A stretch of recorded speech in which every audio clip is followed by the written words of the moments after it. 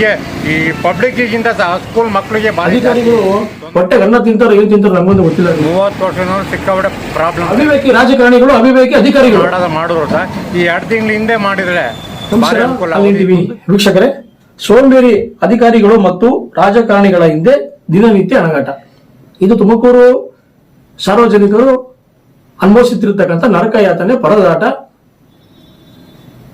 ತುಮಕೂರು ನಗರದ ಕುಣಗಲ್ ರಸ್ತೆಯಲ್ಲಿ ಏನ್ 100% ಕಾಮಗಾರಿ ನಡೀತಾ ಇದೆ. ಕಾಮಗಾರಿ ಅದು ಆಗ್ಲೇಬೇಕಾಗಿ ಬಿಡ್ರಿ, ಮಾಡ್ತಾ ಇದಾರೆ. ಆದ್ರೆ ಈ ಹಿಂದೆನೂ ಕೂಡ ಸಾಕಷ್ಟು ಸತಿ ಕಾಮಗಾರಿ ಮಾಡಿದ್ದಾರೆ. ಅದು ಕಾಮಗಾರಿ ಮಾಡೋದಕ್ಕೆ ಕಾರಣ ಏನು ಗೊತ್ತೇನ್ರಿ? ರಸ್ತೆ ಈಗ ನೋಡಿ, ಮಳೆಗಾಲ ಆರಂಭ ಆಗಿದೆ. ಮಳೆ ಬಂತು ಅಂದ್ರೆ ರಸ್ತೆ ಸಂಪೂರ್ಣ ಹಾಳಾಗೋಗುತ್ತೆ. ಮತ್ತೆ ಅಲ್ಲಿ ಕಬ್ಬಣದ ಸಲಾಗ್ಗಳು ಹಾಕಿದ್ದಾರೆ. ಅದರಿಂದ ಭಾರಿ ಸಮಸ್ಯೆ ಆಗ್ತಾ ಇದೆ. ಮಳೆ ಬಂದ್ರೆ ನೀರು ನಿಂತ್ಕೊಳ್ಳುತ್ತೆ, ಜನಗಳಿಗೆ ತಿರುಗಾಡೋದಕ್ಕೆ ಕಷ್ಟ ಆಗುತ್ತೆ. ಅದೊಂದೇ ಪ್ರಮುಖವಾದ ಒಂದು ರಸ್ತೆ.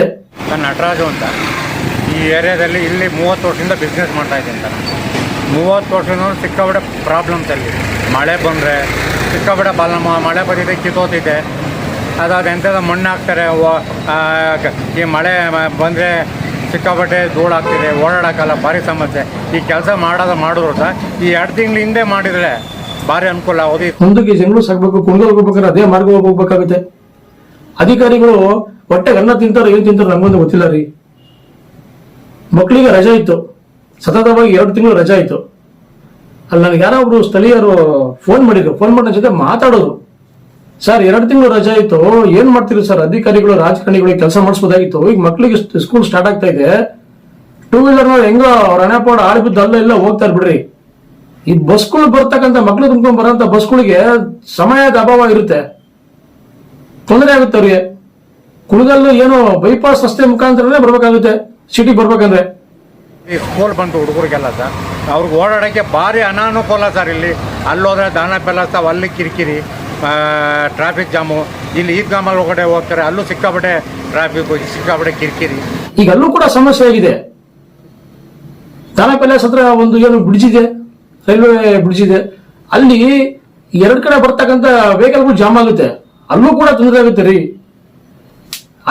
ತುಮಕೂರಲ್ಲಿ ನೋಡ್ರಿ, ಅಧಿಕಾರಿಗಳು ರಾಜಕಾರಣಿಗಳು ಅವರು ಸತ್ತವರು ನಮಗೊಂದು ಗೊತ್ತಿಲ್ಲ ರೀ. ಇವತ್ತು ಕರೆಕ್ಟಾಗಿ ತುಮಕೂರಲ್ಲಿ ಏನೇನ್ ಸಮಸ್ಯೆ ಇದೆ, ಜನಗಳಿಗೆ ಎಲ್ಲೆಲ್ಲಿ ತೊಂದರೆ ಆಗ್ತಿದೆ ಅಂತ ತಿಳ್ಕೊಳ್ಳೋ ಅಂತ ಅಷ್ಟು ಪೇಷನ್ಸ್ ಇರ್ತಕ್ಕಂಥ ಇವರು ಏನು ಅವಿವೇಕಿ ರಾಜಕಾರಣಿಗಳು, ಅವಿವೇಕಿ ಅಧಿಕಾರಿಗಳು.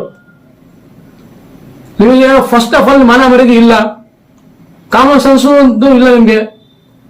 ನಮ್ಗಂತೂ ನಿಮ್ಗೆ ನೀವು ಮಾಡ್ತಿರ್ತಕ್ಕಂಥ ಒಂದೊಂದು ಕೆಲಸ, ಎಡಪಟ್ಟಿನ ಕೆಲಸ ಉಗ್ದು ನಮ್ಗೆ ನಾಚಿಕೆ ಆಗುತ್ತೆ ಕಣ್ರಿ. ಜನಗಳಿಗೆ ಅಯ್ಯ ಅನ್ನಿಸ್ಕೊಳ್ಳೋದಂಥದ್ದೇ ನಿಮಗೆ ಇಲ್ಲಿ ಪ್ರಮುಖವಾದ ಒಂದು ಗುರಿಯಾಗಿದೆ. 2 ತಿಂಗಳು ಅವಕಾಶ ಇತ್ತು, ಏನ್ರಿ ಮಾಡ್ತಿದ್ದೀವಿ? ದನ ಕಾಯ್ತಿದ್ರ ನೀವು? ಇವೆಲ್ಲ ಅವೈಜ್ಞಾನಿಕ ವ್ಯವಸ್ಥೆ ಅಲ್ವಾ? ಮೊದಲೇ ಈ ಕೆಲಸ ಮಾಡಿದ್ರೆ ಇಷ್ಟಕ್ಕೆಲ್ಲ ಸರವಾಗಿರೋದು. ಸುಮ್ಮನೆ ಅದಕ್ಕೋಸ್ಕರ ಅಂತ ಏನು ಸರ್ಕಾರದ ದುಡ್ಡು ರಿಲೀಸ್ ಮಾಡಬೇಕು, ಕಳಪೆ ಮಟ್ಟದ ಕಾಮಗಾರಿ ಮಾಡ್ತೀರಾ, ಪರ್ಮಿಷನ್ ಏನು ನೀವು ಕಮಿಷನ್ ತಂತೀರಾ? ನೀವು ಸರ್ಕಾರದಿಂದ ಬಿಡುಗಡೆ ಆಗಂತ ದುಡ್ಡಿಗೆ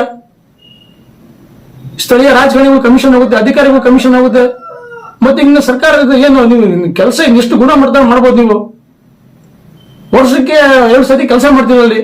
ಹಂಗಾಗಿ ಮಾಡಿದ್ರೆ ಒಂದು 2 ತಿಂಗಳು. ಈಗ ನೋಡಿ, ಈ ಸ್ಕೂಲ್ ಸ್ಟಾರ್ಟ್ ಆಗೋ ಮುಂಚೆ ಮಾಡಿದ್ದಾರೆ. ಈಗ ಎಲ್ಲರೂ ಹುಡುಗರಿಗೆ ಎಲ್ಲ ಸಹ ಪ್ರತಿಯೊಬ್ಬರಿಗೂ ಸಿಕ್ಕಾಪಟ್ಟೆ ತಾಪತ್ರೆ ಆಗಿದೆ. ಯಾರಪ್ಪ ಮನೆ ದುಡ್ಡು ಅಂತ ಮಾಡ್ತಾ ಇದ್ದೀರಾ ನೀವು? ನಿಮ್ಗೇನು ಮಾನ ಮಾಡಿದ್ರು ನಿಮ್ಗೆ? ಇವತ್ತು ಬಡವರಿ ರಕ್ತ ಬಸ್ತು ಸರ್ಕಾರಕ್ಕೆ ಕಟ್ಟಂತ ತೆರಿಗೆಯಲ್ಲಿ ನೀವು ಏನು ಕೆಲಸ ಮಾಡ್ತಿರ್ತಕ್ಕಂಥದ್ದಲ್ಲಿ ಇವೆಲ್ಲ ಮಂದಾಗಿ ಬಡವ ನಿಮ್ಗೆ. ಅಲ್ಲಿ ಮಳೆ ಬಂದಂತ ಸಂದರ್ಭದಲ್ಲಿ ಸುಗಮವಾಗಿ ನೀರು ಹೋಗಕ್ಕೆ ಅಲ್ಲಿ ವ್ಯವಸ್ಥೆ ಇಲ್ಲ. ಬರೋಂತ ಪೂರ್ತಿ ನೀರು ನಿಂತ್ಕೊಳ್ಳುತ್ತೆ.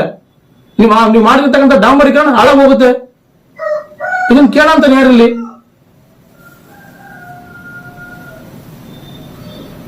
ಬಿಜೆಪಿ ಮತ್ತೆ ಜೆಡಿಎಸ್ ಕೂಡ ಮಿಂಗಲ್ ಆಗಿದೆ.